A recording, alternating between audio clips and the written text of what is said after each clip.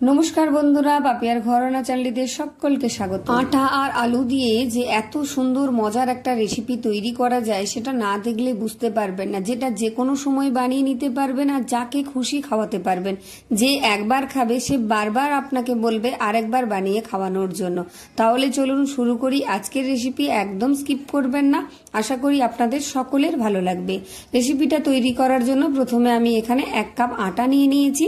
এবার আটার মধ্যে দিয়ে দেবো আমি পরিমাণ মতো নুন, আর দিয়ে দিচ্ছি আমি 1/2 চা চামচ মাপের চিনি, আর দিয়ে দিচ্ছি 1 টেবিল চামচ মাপের সাদা তেল বা সয়াবিন তেল, বা আপনারা রিফাইন অয়েলও বলতে পারেন। এবার দিয়ে দিলাম ভালো করে। এবার আটার সাথে ময়ামটা ভালো করে মিশিয়ে নিতে হবে। এটাকে ততক্ষণই মেশাবেন যতক্ষণ না মেশাতে মেশাতে এর রংটাও চেঞ্জ হয়ে আসে আর হাতের মধ্যে মুঠো হয়ে আসে। একটু ঘষে ঘষে মেখে নিলেই কিন্তু হয়ে যাবে। এই কাজটা আপনারা সবাই পারেন, যারা রান্নাঘরে সবসময়তেই থাকেন, রান্নার কাজকর্মগুলো করেন। দেখুন এইভাবে মুঠো করলেই মুঠো হয়ে আসছে। এইবারে বুঝবেন যে ময়ামটা হয়ে গেছে। যারা নতুন তাদের নিশ্চয়ই এটা কাজে আসবে। এবার অল্প অল্প জল দিয়ে আটাটা মেখে নিতে হবে, যেমন আমরা রুটির ডো তৈরি করি তার থেকে একটু শক্ত করে মাখবেন। এখানে ডোটা তৈরি হয়ে গেছে। এবার একটু চেপে চেপে ঠেসে ঠেসে আমি মেখে নিচ্ছি। একটু শক্ত করে মাখবেন, কেন পরে এটা যখন রেস্টে রাখবো অনেকটা নরম হয়ে যাবে। তাই প্রথমেই যদি নরম করে মেখে নেন তাহলে অনেকটা নরম হয়ে যাবে, সেক্ষেত্রে রেসিপিটা ভালো হবে না। এখানে তৈরি হয়ে গেছে আমার পুরো ডোটা মেখে নিয়ে। এবার ঢাকা দিয়ে রেখে দেবো আমি 10 মিনিটের জন্য। এদিকে আমি এখানে 2টো কাঁচা আলু খোসা ছাড়িয়ে নিয়েছি। এই আলুগুলো খোসা ছাড়িয়ে ভালো করে ধুয়ে নিয়েছি। আর এই গ্রেটারটার যে বড় হোলটা আছে, বড় হোলটা দিয়ে আমি গ্রেট করে নেব। ছোটটা দিয়ে করলে অনেকটা মিহি হয়ে যাবে, তাই বড়টা দিয়ে করছি। আর এখানে কিন্তু আমার একটা আলুই লেগেছে, আমি 2টো আলু এখানে নিইনি, কারণ একটা আলুতেই অনেকটাই হয়ে গেছে। আমার অল্প আটা মেখেছি, তাই একটা আলুই যথেষ্ট। আপনাদের যতটা বাড়িয়ে কমিয়ে নেবেন আটার পরিমাণ, সেটার সাথে আলুটাও বাড়িয়ে কমিয়ে নেবেন। এবার ভালো করে জল দিয়ে 2-3 বার ভালো করে জল পাল্টে এটাকে ধুয়ে নিতে হবে। দিয়ে একদম জলটাকে নিংড়ে তুলে নিতে হবে, এর মধ্যে যেন একটুও জল না থাকে। এইভাবে একটু চেপে চেপে জলটাকে তুলে নিতে হবে। যারা পুরো ভিডিও দেখবেন তারা একটা সুন্দর রেসিপি শিখে নিতে পারবেন। সকলের ভালো লাগবে। যখন খুশি যাকে খুশি বানিয়ে খাবেন, দেখবেন ভীষণ ভালো লাগবে খেতে। সমস্ত আলুটা এখানে আমি জল নিংড়ে নিয়ে ভালো করে একটু ছড়িয়ে রেখে দিচ্ছি, যেটুকু জল আছে হাওয়ায় শুকনো হয়ে যাবে। এদিকে যে আটাটা আমি আগে থেকে মেখে ঢাকা দিয়ে রেখেছিলাম সেটা এখানে নিয়ে নিয়েছি। দেখুন এবার ঢাকাটা খুলে এটাকে আরো কিছুক্ষণ মেখে নেব। দেখুন কতটা নরম হয়ে গেছে, দেখেই বুঝতে পারছেন।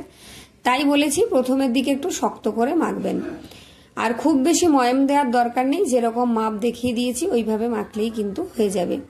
এবার আটাটা খুব ভালো করে এইভাবে একটু বলের মতো গড়ে নিচ্ছি। এবার এখান থেকে আমি সমান দুভাগে ভাগ করে 2টো বল তৈরি করে নিচ্ছি। আপনারা এখানে আরো ছোট করতে পারেন, তবে সময়টা অনেক বেশি লাগবে, তাই আমি 2টো ভাগে ভাগ করে নিচ্ছি। আর এটার থেকে যখন রুটিটা তৈরি করব তখন একটু মোটা করেই তৈরি করতে হবে, তাই 2 ভাগে ভাগ করে নিলাম। এবার চলুন আমি রুটিগুলোকে বেলে নেব। তার জন্য কিচেন স্ল্যাবের মধ্যে অল্প একটু আটা দিয়ে দিলাম, দিয়ে একটা বল নিয়ে নিয়েছি। নিয়ে এবার ভালো করে আমি গোল করে এটাকে বেলে নেব। খুব বেশি পাতলা করতে যাবেন না আর খুব বেশি মোটা করবেন না। কতটা রাখবেন সেটা আমি দেখিয়ে দিচ্ছি। দেখুন এইরকম একটু মোটার দিকেই কিন্তু রাখতে হবে, পাতলা যেন না হয়। একটা তৈরি হয়ে গেছে, আরও একখানা আমি বেলে দেখিয়ে দিচ্ছি। এখানে দেখানোর কিছু নেই, শুধু আমি বলে দিচ্ছি, আপনারা বুঝে নিন। এই দেখুন ঠিক এইরকম একটু মোটা করে বেলে নিতে হবে, খুব বেশি কিন্তু পাতলা করা যাবে না এই রুটিগুলো। 2টো রুটি আমার তৈরি হয়ে গেছে, রেখে দিলাম। আর এদিকে যে আলুটা আমি ছড়িয়ে রেখেছিলাম জলটা একদম নেই, শুকনো হয়ে গেছে। এবার এই আলুর মধ্যে কিছু মশলা আমি মিশিয়ে নিচ্ছি। প্রথমেই দিয়ে দিলাম আমি একটা পেঁয়াজ কুচি, মিডিয়াম সাইজের পেঁয়াজ কুচি করে রেখেছিলাম। পেঁয়াজটা যদি আপনাদের পছন্দ না লাগে বাদ দিতে পারেন। একটা কাঁচা লঙ্কা কুচি দিয়ে দিলাম, ঝালটা আপনারা আপনাদের পরিমাণ মতো দিয়ে নেবেন। দিয়ে দিলাম 1/2 চা চামচ জিরের গুঁড়ো, 1/2 চা চামচ ধনের গুঁড়ো, আর দিয়ে দিচ্ছি 1/2 চা চামচ হলুদের গুঁড়ো, আর দিয়ে দেবো আমি 1/2 চা চামচ লঙ্কার গুঁড়ো। প্রথমেই বলেছি ঝালটা আপনাদের পরিমাণ মতো বুঝে দেবেন।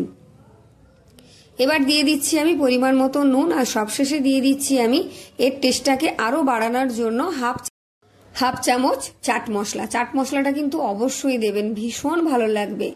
আমি এটা পুর তৈরি করছি, দেখেই বুঝতে পারছেন। চাট মশলাটা দেওয়ার পর ভালো করে একটু মাখিয়ে নিচ্ছি। এটা মাখাতে মাখাতে আলুটা অনেকটা নরম হয়ে যাবে। আর আগে থেকে যদি আলুর মধ্যে জল থাকতো তাহলে নুন আর চাট মশলা দেওয়ার পর এত পরিমাণে জল বেরোতো যে রেসিপিটা তৈরি করা যেত না। তাই প্রথমে আলুটা যখন তুলবেন জল থেকে একটু জল চেপে নিয়ে নেবেন। ভালো করে এখানে কিন্তু আমার মাখা হয়ে গেছে।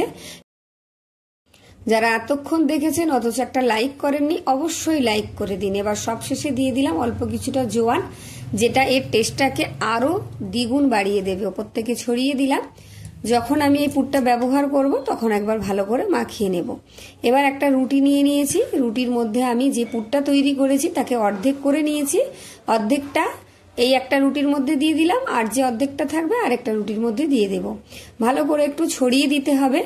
আর এই আলুর পুরটা কাঁচা দিচ্ছি, এর জন্য কিন্তু চিন্তা করবেন না, আগে আগে দেখুন, নিশ্চয়ই বুঝতে পারবেন। ভালো করে একটু ছড়িয়ে দিলাম, আর ধারগুলো একটু একটু ফাঁকা রাখবেন, একদম পুরোপুরি দিয়ে দেবেন না। তারপর এইভাবে ভাঁজ দিয়ে নেবেন। এখানে বলে বোঝানোর কিছু নেই, দেখলেই বুঝতে পারবেন। আর এই যে ধারের দিকটা আছে এদিকে একটু জল দিয়ে দিবেন, দিলে একটু আঠার মতন হবে, তাহলে খুব সহজেই আটকে যাবে, খুলে বেরিয়ে যাবে না।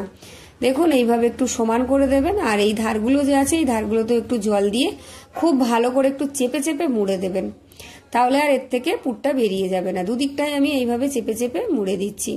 এরকম নিত্য নতুন ভিডিও দেখতে হলে অবশ্যই আমার চ্যানেলটা সাবস্ক্রাইব করে পাশে থাকা বেল আইকনটি প্রেস করে অল করে রাখবেন। আমার ভিডিও নোটিফিকেশন সবার আগে আপনার কাছে পৌঁছে যাবে। আর অবশ্যই একটা হাইপ দিয়ে দেবেন। দেখুন একটা আমার তৈরি হয়ে গেছে, আরও একটা আমি তৈরি করে নিচ্ছি। আরেকখানা রুটি এখানে নিয়ে নিয়েছি, তার আগে এটা একটা প্লেটে আমি তুলে নিই। দিয়ে যে রুটিটা নিয়েছি এর মধ্যে যে পুরটা বাকি আছে সেই পুরটাও এর মধ্যে দিয়ে দিচ্ছি আমি। এইভাবে ছড়িয়ে আবারও আমি ভাঁজ দিয়ে নেব। দেখুন, আর যারা আমার ভিডিও শেষ পর্যন্ত দেখবেন, যদি ভালো লাগে অবশ্যই কমেন্ট করে জানাবেন। মিষ্টি মিষ্টি কমেন্ট পড়লে আমার ভিডিও বানানোর উৎসাহ আরও বেড়ে যায়। দুটোই তৈরি হয়ে গেছে। এবার একটা ফুটো করা থালার মধ্যে একটু তেল আমি ভালো করে মাখিয়ে নিলাম হাত দিয়ে। এবার যে দুটো রুটি আমি পুর ভরে তৈরি করে রেখেছি সেটা দিয়ে দিলাম। এটা যে কোনো সময় কিন্তু আপনারা ঝটপট বানিয়ে নিতে পারবেন, আর বাড়িতে থাকা সমস্ত উপকরণ দিয়েই তৈরি হয়ে যাবে। এবার আপনারা যদি চান তাহলে এর মধ্যে ডিমের বা চিকেনের পুরও দিতে পারেন। আর এদিকে একটা কড়াইতে আমি জল আগে থেকেই বসিয়ে ফুটিয়ে নিয়েছি। এবার এটা দিয়ে ঢাকা দিয়ে আমি 5 থেকে 7 মিনিট এটাকে সেদ্ধ করে নেব। আর এই কাজগুলো কিন্তু খুব তাড়াতাড়ি করতে হবে, মানে পুর তৈরি করা, পুর ভরা আর জল ফুটিয়ে ভাপাতে দেওয়া, এগুলো কিন্তু দেরি করলে হবে না, তাহলে রুটিটা পাতলা হয়ে যাবে, ভেতর থেকে পুরটা বেরিয়ে যেতে পারে বা আপনার হাতে বা থালায় আটকে যেতে পারে। 5 থেকে 7 মিনিট আমি এটাকে সেদ্ধ করে নিয়েছি, গ্যাস কিন্তু বন্ধ করিনি। দেখুন আমি চেক করে নিচ্ছি, হাতের মধ্যে একটুও লাগছে না, খুব সুন্দরভাবে কিন্তু সেদ্ধ হয়ে গেছে, বেশ সুন্দর ফুলেও উঠেছে। দেখুন এবার গ্যাসটাকে বন্ধ করে এটাকে আমি পুরোপুরি ঠান্ডা করে নেব। পুরোপুরি ঠান্ডা করে নিয়েছি। এবার হাত দিয়ে একটু হালকা হাতে চাপ দিয়ে ওপর দিকে টানলেই কিন্তু রুটিগুলো বেরিয়ে আসবে। দেখুন দুটো রুটি আমি এভাবে তুলে নিচ্ছি। এবার এগুলোকে আমি একটা চপিং বোর্ডের মধ্যে নিয়ে নিয়েছি। এবার এই ধারগুলো একটু কেটে ফেলে দেব, মোটা মোটা হয়ে গেছে, এগুলো ফেলে দেব না, এগুলো আমি ভেজে নেব। শুধু পিস করার সুবিধার জন্য আমি দুদিকটা একটু কেটে নিচ্ছি। এবার একটু মোটা করে কেটে নেব, খুব বেশি পাতলা করার দরকার নেই। সাইজটা কিন্তু আপনারা কম বেশি করে নিতে পারেন। এইভাবে এক একটা টুকরো টুকরো করে আমি কেটে নিচ্ছি। দেখুন কতটা সুন্দর হয়েছে, খুব সুন্দর করে কিন্তু ভেতরের আলুটাও সেদ্ধ হয়ে গেছে। তাই বলছিলাম যে কাঁচা আলু দিয়েছি বলে চিন্তা করবেন না, এটা যে ভাপালাম এতেই কিন্তু সেদ্ধ হয়ে গেছে। দেখুন কতটা সুন্দর হয়ে গেছে। দুটো রুটিরই আমি এইভাবে পিস পিস করে কেটে টিফিনগুলো একটা প্লেটের মধ্যে তুলে নিচ্ছি। দেখুন কতটা সুন্দর হয়েছে। যদি এরকম রেসিপি আপনাদের ভালো লাগে তাহলে অবশ্যই আপনাদের বন্ধু বান্ধব আত্মীয় পরিজনদের মধ্যে একটু শেয়ার করে দেবেন, তাদের উপকারে আসবে। আর এদিকে একটা বাটির মধ্যে আমি হাফ বাটিরও একটু কম আটা নিয়েছি, দিয়ে দিলাম আমি পরিমাণ মতো নুন আর কিছুটা ধনেপাতা কুচি। এবার অল্প অল্প জল দিয়ে একটা পাতলা ব্যাটার তৈরি করে নেব। খুব বেশি ঘন করার এখানে প্রয়োজন নেই, একটু পাতলা ব্যাটার তৈরি করলেই হবে। আর হলুদের গুঁড়োটা দিতে আমি ভুলে গেছিলাম, একটু রংটা সুন্দর করার জন্য হলুদের গুঁড়োটা দিলাম। পছন্দ না হলে আপনারা এটা স্কিপ করতে পারেন। খুব ভালো করে মিশিয়ে নিয়েছি। দেখুন একটা পাতলা ব্যাটার কিন্তু এখানে তৈরি হয়ে গেছে আমার, খুব বেশি ঘন করার দরকার নেই। এবার এক একটা যে টিফিন আমি তৈরি করেছি এর মধ্যে দিয়ে দিলাম, দিয়ে ভালো করে একটু মিশিয়ে তুলে নিলেই হবে।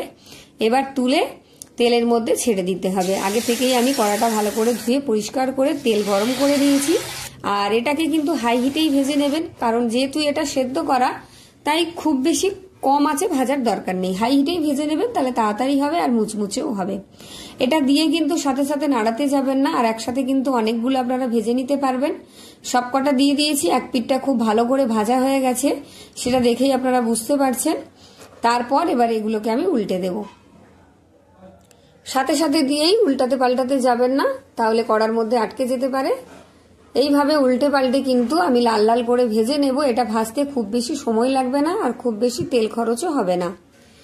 এত সুন্দর কুড়মুড়ে মুচমুচে একটা সুন্দর টিফিন রেসিপি আপনারা তৈরি করে নিতে পারবেন, যেটা চা কফির সাথে বা শুধু মুখে বা যে কোনো সময় কিন্তু ভীষণ ভালো লাগবে। ছোট বড় যাকেই দেবেন প্রত্যেকের ভালো লাগবে, প্রত্যেকে আপনার প্রশংসা করবে, আপনার ফ্যান হয়ে যাবে পুরো। আর কতটা মুচমুচে হয়েছে দেখুন, আওয়াজ শুনেই বুঝতে পারছেন। তেল ঝরিয়ে আমি তুলে নিচ্ছি, আর যেগুলো বাকি আছে সেগুলো দিয়েও আমি এবার ভেজে নেব। এখানে দেখুন সবকটা ভাজা হয়ে গেছে, তুলে নিয়েছি। কতটা সুন্দর হয়েছে দেখতে দেখুন। এর সাথে নিয়ে নেব আমি এক বাটি সস। সসের সাথে বা যে কোনো চাটনির সাথে আপনারা পরিবেশন করবেন, ভীষণ ভালো লাগবে। দেখুন আমি আওয়াজটা দেখিয়ে দিচ্ছি, কতটা মুচমুচে হয়েছে, কুড়মুড়ে মুচমুচে একটা পুর ভরা দারুণ স্বাদের টিফিন তৈরি হয়ে গেছে। শুধু ঝটপট মুখের মধ্যে দিয়ে দিন। যারা এতক্ষণ আমার ভিডিও দেখেছেন তাদেরকে অসংখ্য অসংখ্য ধন্যবাদ। লাইক কমেন্ট শেয়ার করে দেবেন, আর কেমন হয়েছে অবশ্যই জানিয়ে যাবেন। আর চ্যানেলটি সাবস্ক্রাইব করে পাশে থাকা বেল আইকনটি প্রেস করে দেবেন। যারা আমার চ্যানেলে নতুন আছেন, আমার পুরনো বন্ধুদের অসংখ্য ধন্যবাদ আমার পাশে থাকার জন্য। তাহলে আজকের মতো টাটা, আবার একটা নতুন রেসিপি নিয়ে আপনাদের সাথে দেখা হচ্ছে। ততক্ষণ সবাই ভালো থাকবেন, সুস্থ থাকবেন। আপনাদের সকলেই সুস্থতা কামনা করে পাপিয়ার ঘরোয়া রান্না চ্যানেলে সকলকে স্বাগত জানিয়ে আজকের ভিডিও এখানেই শেষ করছি। টাটা, ধন্যবাদ।